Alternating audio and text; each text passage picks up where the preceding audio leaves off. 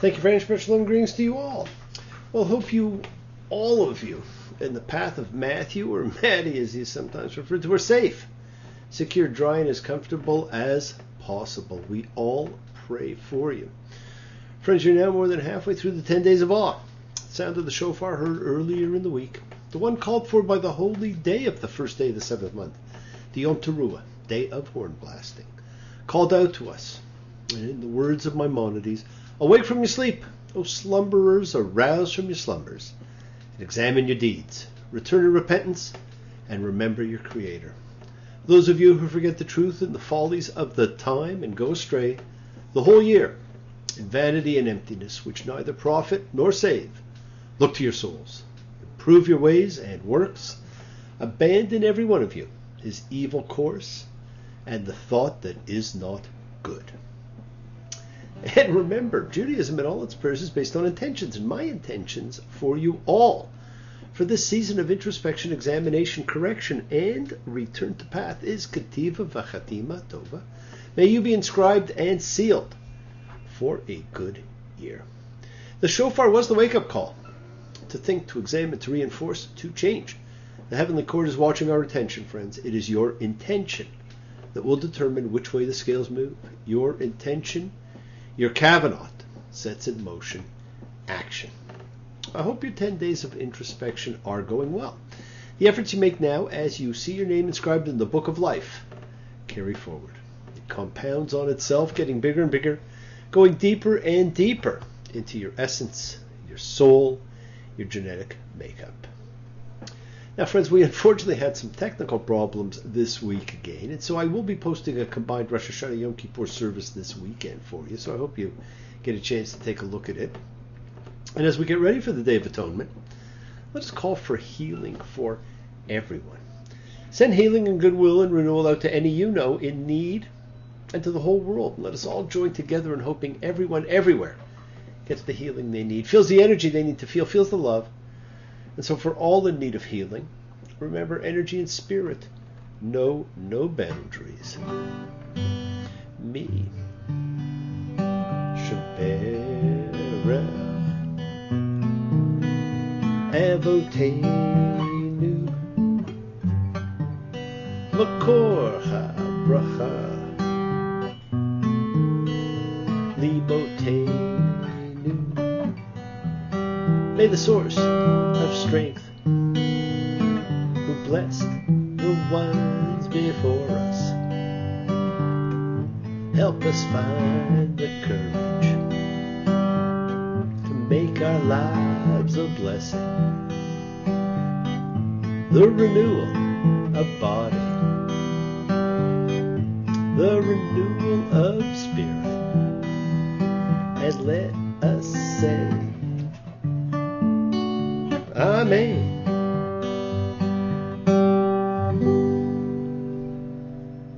Mishmerach, let us all have our spirits renewed as we come upon a period of renewal for everyone everywhere, because that is what the high holy days are about. And I know that my spirit will be renewed when I see my good friends Monty and Anna in a couple of days. They always do renew my spirit.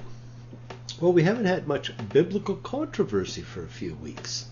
Although, every week, there are things that wise men have argued about for millennia. So this week we have a small controversy. We have a mistake in the wording, and hence in the translation. Friends, this is perhaps Vayalech, and he went. First, let me say, in years like this, when this parsha is read on its own, it seems small without a lot to it. But aside from the probable error in its title, it has several incredibly powerful parts, including the anointing of Joshua as the successor to Moses, the instructions on when and how to read this book of law, and a very interesting prediction by God himself or herself. So let's briefly take a look at these. First, we have the interesting misnaming and therefore mistranslating. Is the first word of this parsha, and remember the first word usually gives title to the parsha. Vayachel or Vayalech. Vayalech, Moshe v'dibar, and Moses went and spoke these things. Vayachel Moshe v'dibar, and Moses finished speaking. Well, you may ask, what difference does it make? There are ancient manuscripts that show each of these.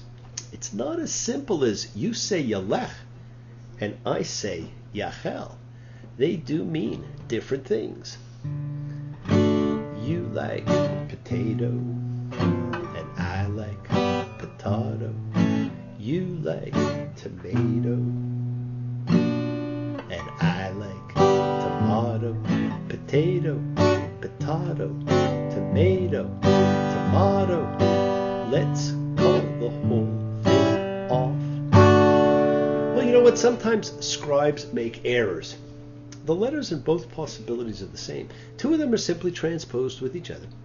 And we've seen scribal errors before. Sometimes different sources say slightly different things. Sometimes too much focus is placed on the letters and words, but not the meaning of the words. Now, from a grammatical standpoint, from a story standpoint, finished, Vayachel, makes much more sense than went. But we have had stranger story or word or context shifts before. The Torah most of you read, the one generally followed, says went. And it is one of the Dead Sea Scrolls, actually, from Qumran, that says finished. Well, the next thing, brought on by the ascension of Joshua, is the emphasis that church and state must stay separate. Moses was the sole leader until the priesthood was established, and by now it is firmly in the hands of the Aaronid Levites. Religious control has been established in the hands of a family forever. Now we see the political leadership has been transferred to Joshua. And note that it's not just that Moses dies and Joshua replaces him. Rather, during his lifetime, publicly, Moses himself identifies Joshua as his successor, charges him with his task, and encourages him to be successful. It is a changing of the guard. And another very interesting part of this parsha is where Moses gives instructions that this book, this instruction, is to be read every 7 years at the Feast of Booths, Sukkot. Deuteronomy 31:9. And Moses wrote this instruction and gave it to the priests, sons of Levi, who are carrying the ark of the Lord's covenant, and to all of Israel's elders. Now this instruction, which in Hebrew is Torah, does not refer to the entire 5 books. Those who began claiming that Moses was the author of the entire Torah created much confusion and misinformation by claiming more from Moses than the Torah itself ascribes to him. It became a firmly established doctrine by the rabbinic period, and many great teachers, including Rashi and Rambam, followed it. Now, Abraham ibn Ezra, the great Jewish philosopher and scholar of the 11th century, raised doubts about it. And the father of Enlightenment biblical criticism, Baruch Spinoza, openly challenged it. But it took, until the 19th and 20th century before Jewish as well as Christian scholars came to reject it altogether. Now, although technically only Orthodox Jews still accept it, most people I know were never taught differently. The instruction that Moses writes here appears to be most of the law code that begins in Deuteronomy 12 and ends at Deuteronomy 26:15. Might also have included, though, the list of blessings and curses in Deuteronomy 28. Now that's not that much. And it's read every 7 years because in the sabbatical year, that is the 7th year, the fields are allowed to lie fallow. And the festival of huts, Sukkot, would conclude all harvesting from the previous year, thus leaving the entire people with its agriculturally based economy free to come to the central sanctuary and listen to the public reading of the book of teaching. Now, over time, things changed. The every 7 years changed so that later Jewish practice became to read the entire Torah, all of the 5 books of Moses, once every 3 years. And then, as we do now, every year and in weekly portions rather than all at once. Now, Moses is going to die. And God tells him that in the future the people will turn from him. And he says in Deuteronomy 31:17, and my anger will flare at it on that day, and I'll leave them, and I'll hide my face from them, and it will become prey. Many bad things and troubles will find it, and it will say on that day, Isn't it because my God is not present in me that these evils have found me? Wow, what a statement, what a prediction. I will surely hide my face on that day for all the evil they have done. Now notice, like with the Egyptians and Pharaoh referring to Israel as an it, dehumanizing them as people, God refers to the people that way again. And now we hear God's prediction. The people will turn away from God, and so he, God, will turn his face away from man. These words here predict a time in which God will be hidden. It's more frightening than divine punishment. It's one thing for a parent to punish a child. It's far worse if the parent becomes hidden from the child. So the child does not know if the parent is even present or not. The child feels vulnerable, unprotected, cries out for the parent, but there is no answer. It can be terrifying. It is the unknown. And God tells us it is because I know its inclination. A reminder of what was said in Genesis 6:5 and again in 8:21 after the flood. I won't curse the ground on account of humankind again. For the inclination of the human heart is bad from their youth. Friends, inclination. It's a powerful word and one that has not been used in the Torah again until now. And that too joins these two passages and the connections that run throughout these books. Friends, the hiding of the face of God, which is predicted here, is understood to be the fate of the entire people, not of individuals. This isn't punishment for an individual. Divine hiddenness is not an individual's unique experience, and it is not based on an individual's behavior. It is the experience of a community, possibly of an era, and we are still in that era. We've searched for God ever since. And we wondered how God has allowed the things that happened to happen. He turned away, and he has not turned back yet. And perhaps in our efforts to correct our paths, to forgive, to love, to return to the path of the tree of life, to return, we will demonstrate to God that he too can return to man. The world is sacred, so is everything in it. Express your gratitude, light a candle, make a wish. Celebrate your life and the lives of those you love. Share your feelings with them. Live free, be free, honor your freedom. Be well, be happy, be blessed. Share and honor the light, and all who live in the light and continue to shine. Continue to send everybody you know goodwill and love. Pray for peace, freedom for everyone, safety, an end to terror and hatred. Remember, friends, we are a community. We learn together, we celebrate each other, we love each other. We share this ride together, men and women equally. Let us send out love, not fear. Send out peace, harmony, good healing to all who need it. And please do learn to forgive, learn to love, open your hearts and honor the relationships of your life. Tell those you love that you love them. Take advantage of the time you have. Enjoy the journey. We take twists and turns in the patterns that weave through the fabric of our lives, not in our effort to grow, to learn to be love. So please do love. Send healing, goodwill, and love to all who need it. Share your holiness. Now bless you all. Have a great week. A week of love and light, a week of peace and healing for you to honor the people of your life. Honor the journey you're on. Honor yourselves.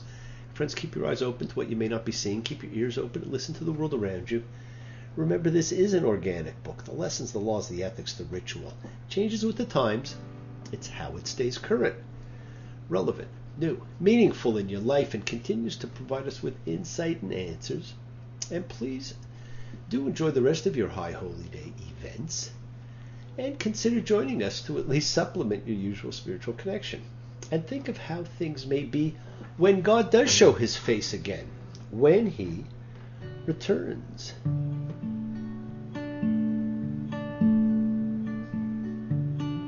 Don't you cry, and don't you die, and don't you burn. For like a thief in the night, he'll replace wrong with right when he returns.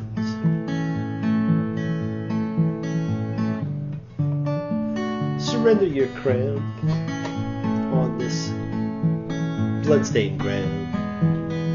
Take off your mask.